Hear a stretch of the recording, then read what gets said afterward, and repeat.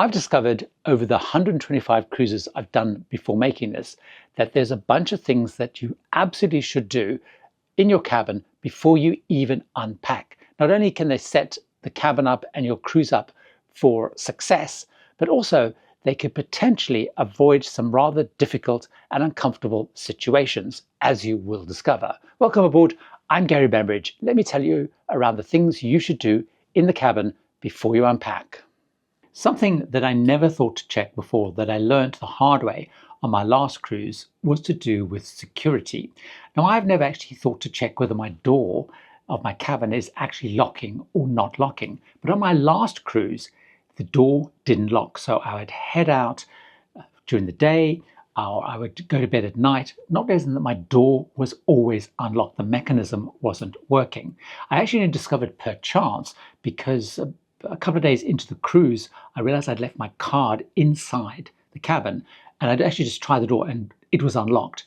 So for a couple of days, my cabin was completely unlocked. So this got me thinking about security. So the first thing to do is make sure that in fact your door locks. So for example, when I came to my cabin, I didn't even realize that because the door was open and the keys were inside on that particular cruise. So I actually checked that the mechanism is working. This got me thinking about a couple of other key security things that I now always check as well. One of those is the safe working? So I look and find out where the safe is in the cabin and make sure that it actually works. Now, on a couple of cruises I've been on, the battery's been flat or it hasn't worked. But locking your stuff away is also really, really important. So your passport, your money, and other valuables that you may have. So what I always do with the safe is check that it works. So I will check that it actually locks and unlocks before I put anything in. Now, I don't do this, but what I've also seen other people recommend is actually, once you put your stuff in the safe, is take a photograph of it so you have a record of what's in the safe. So if you ever have any disputes about things going missing, you're clear about what you had in the safe, and also you have some sort of proof about what was in the safe. But checking the safe works, really important. There is, of course, an even more important security issue that you need to address. Now, you might have done this even before you get to the cabin. It's absolutely critical that you understand where your muster station is. Now, these days, because most cruises don't have a physical muster station, you might have had to, when you got on board, go and report to your muster station. So for example, on this particular cruise, the cabins were only available about 2 o'clock in the afternoon. So once you boarded, we were directed to actually check into our muster station. But it's really important, though, once you're in your cabin, to understand how you get to your muster station. So normally on the back of the door, you'll find a map here, which shows you where your muster station is, so make sure that you know how to get there. And of course, normally on your cruise card, it will actually have where your muster station is, just to remind you. Also, from a security perspective, some cruise lines require you to take your life vest out of your cabin. So make sure you understand where the life vest is within your cabin, locate it before you do anything else.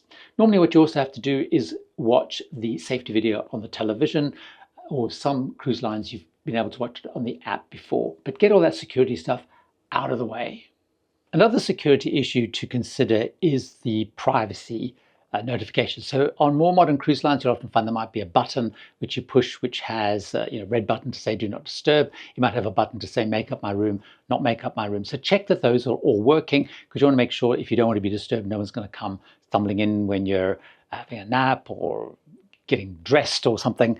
This particular cruise is very old-fashioned style, where you basically have the sign, the privacy, and the makeup refresh my suite. But make sure you've got those and it works. In this case, it's a piece of paper, so it works. But do check that you've got, if you've got the buttons, that they work, so that you are, again, more secure and you're not going to be disturbed when you don't want to be disturbed. Before you even settle in and get unpacked, one of the most important things to do is to make sure that the cabin is right. Now, I am quite fussy about the cabins that I book, so I always choose a specific cabin and book a fare that I can do that. But if you've booked a guarantee fare, which many people do, the cabin is only going to be allocated to you. So once you get into the cabin, check, of course, that the cabin is right for you. And a couple of things that I always like to focus on is, first of all, to get a great cabin, normally you want to be surrounded by cabins. So above, either side, below, and ideally even opposite you. The reason for opposite is, look what is outside the door, because I've had some situations where I haven't checked the deck plan properly, even though I've chosen my cabin, and discovered there's actually been a crew access door that's very noisy. So for example, on a recent cruise on Queen Elizabeth, there was a door right opposite, and I could tell even on an embarkation day it was really noisy because it was the one that they were using to bring the baggage and so on to and from, and during the whole cruise it was a bit of a nightmare. So look for some of those things. Also just have a look and see if your cabin is near any potentially noisy venue. So you have a nightclub near you, or kids club, or a bar, or a late night bar, or something like that. Now these days, if the cabin has an issue, you're slightly more challenged, because cruises are generally sailing full. So it means that everything is jam-packed. So if the cabin isn't quite right, your chance of moving is well reduced. However, get into your cabin, see if it's in the right location for you. If it's not, go and see guest services. So at least you've registered that you have an issue and you'd like a different cabin. Now, if the cruise is sailing full, don't give up. Go the next morning, because if there are no shows, it does potentially mean that the cabins are available, or there may be a chance to get some sort of upgrade at nominal cost and get a cabin that's better suited. So make sure that the cabin is right. Another thing to check for is interconnecting doors. Now this cabin, I always choose a cabin that doesn't have an interconnecting door, but interconnecting doors can be rather problematic, particularly if you're on a more party ship, or perhaps if you've got people going out late at night or whatever, particularly if you want to be able to sleep in, because it can transmit a lot of noise. The next key set of checks that you should do is just look at the wear and tear of the cabin. And if there is visible signs of wear and tear, take pictures of it, so in case there's any arguments later. Now this is a pretty new ship, so it's in pretty good condition, but just take a look at the furniture, the carpets. Are there any stains? Are there any scratches? Are there any marks that you could get accused of making damage yourself? If there are, take some pictures of them, point it out to the cabin steward. So basically check wear and tear. Check that some of the key things are working, one of which is the balcony doors if you have a balcony. So if you do have a balcony, make sure that that's all working properly. So you want to make sure that it's opening and it's closing okay, that you can get out there. So that's also really important. So I have had friends who've been on cruises where they haven't checked the balcony and that it's all nicely sealed, and they've had real big issues with either wind whistling through or rattling or not being able to get in and out. So just make sure that it's okay. Also, just again from the wear and tear, have a look at the balcony and see if there's lots of rust or issues that are problematic. You may also want to check that the barriers are closed and locked on either side, unless of course you're traveling with people next door. But you want to make sure that those are locked, again from a security perspective and also a simple privacy perspective, because those little sleeves that they have on either side of the balcony can be unlocked and opened. The other thing that you do want to have a look at is the minibar. So on this particular cruise, the minibar stuff is included in the fare, so you can get it restocked and stocked with what you want. But on most cruise lines, of course, it's not. And some of them have sensors on. So even if you pick up and move something, you are charged for it. So you want to just have a look at the minibar setup and understand what's included, what's not included. And you could, for example, ask it to be completely cleared, because very few cruise lines, the minibar is included in the drinks package. So particularly if you're traveling with kids or whatever, and you just don't want them to be taking stuff, decide what do you want to do with it. Now, this has room for my own stuff, so I could put water or sodas on my own. So take a look at it, understand what is and isn't included from the minibar, and decide whether it's better to get it cleared out, and you can perhaps have some of your own drinks in there if you are allowed to. Have a quick look at the bathroom, check everything's working, particularly the toilet system. As you know, toilet systems within cruise ships are very sensitive, but normally if there have been issues, they've been cleared and sorted before you board. But just check that kind of everything's working in the bathroom as well, so you can kind of tick that off, and if there's something that doesn't work, then you know you can make sure that that gets addressed. Because finding plumbers, once you get into cruise, they're often in high demand, but certainly on embarkation day, if there are any plumbing or bathroom issues, you can normally get it seen to really quickly. This, however, leads me to the next key issue, which I know people have had nightmares on. I have too, and this is a really important one to check. Air conditioning is a key thing that you want to check. Now, you'll normally find somewhere in the cabin is an air conditioning unit. So this one, for example, I can make it hotter or colder. I can't actually change whether it's high fan, low fan, or whatever. So when you come in, have a look at the temperature. Is it too hot? Is it too cold? Make adjustments and see how it reacts. Really important, again, get air conditioning. If there are any issues, report it on day one, because again, you're more likely to get it seen to on embarkation day. Don't just let it slide. So I had friends recently back from a cruise. The cabin was very hot. They didn't complain about it, and it ended up being a real nightmare for the first couple of days, getting people to come and have a look at it and so on.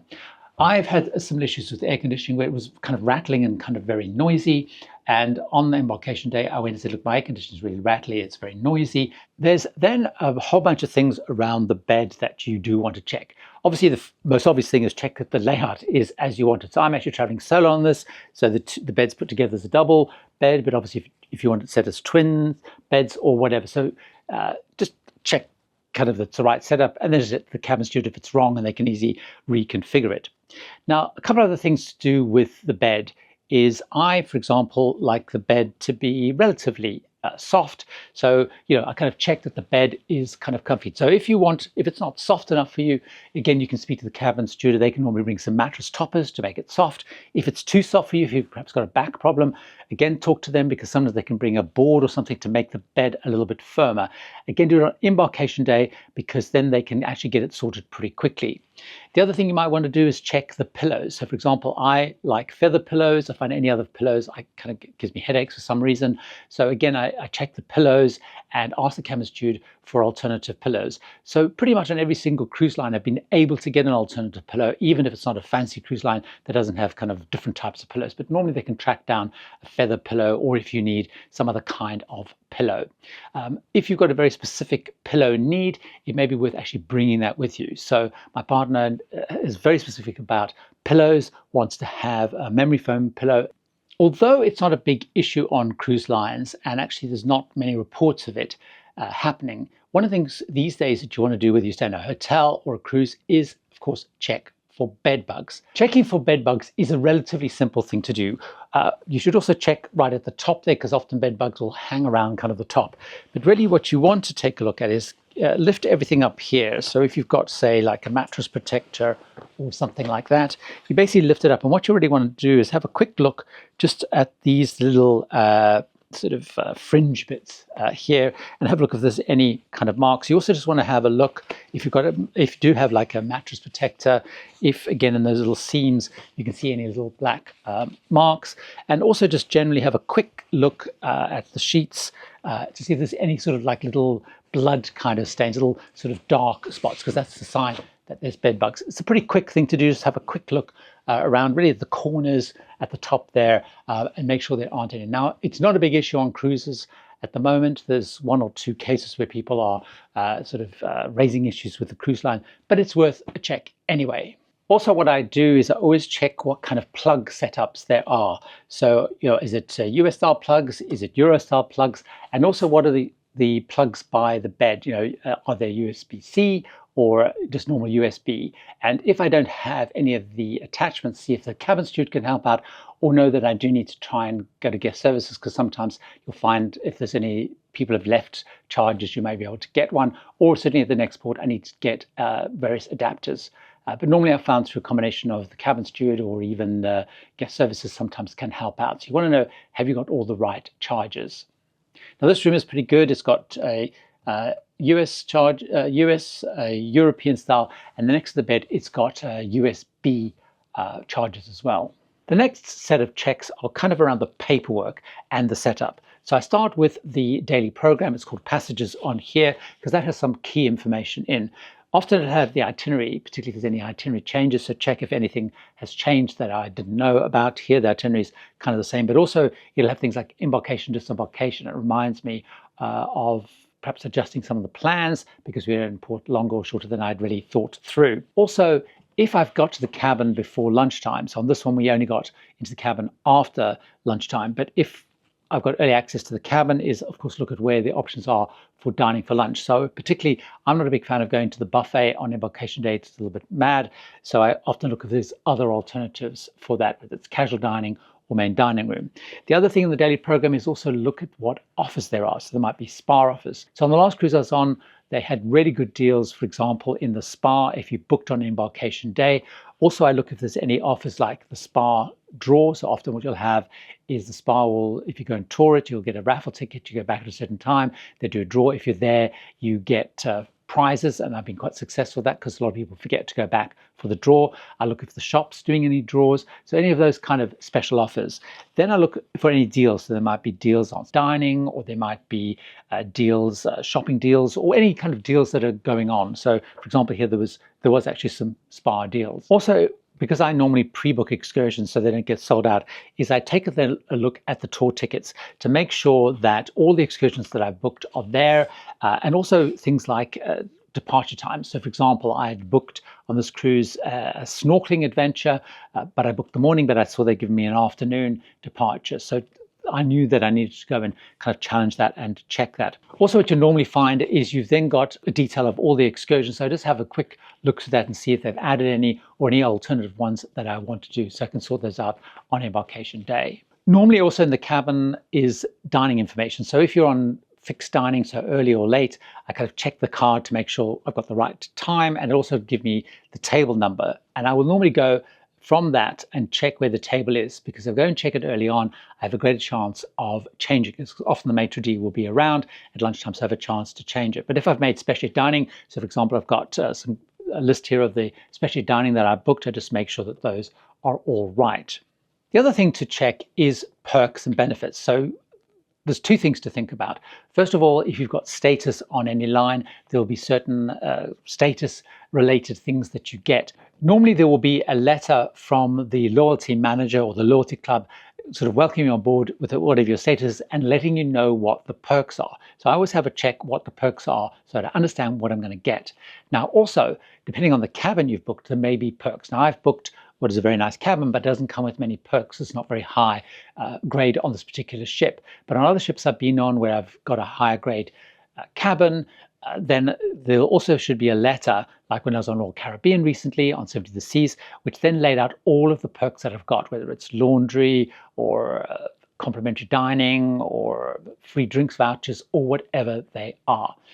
So again, check both what you get from your loyalty and what you get from the grade cabin. Now, if you're not sure about loyalty benefits, the loyalty manager is normally the future cruise person. Go and check with them. The other thing to look out for, which should be there, is if you've pre-booked anything else, whether it's Wi-Fi or any other packages that you've booked, drinks packages and so on, there should be some sort of confirmation that you've got that. Now, sometimes it's actually on the cruise card if you've got some of those perks, so check that. Of course, choosing the right cabin is key to all of this. So why don't you join me over in this video where I talk about how to find the best cabin and what to do to get it. See you over there.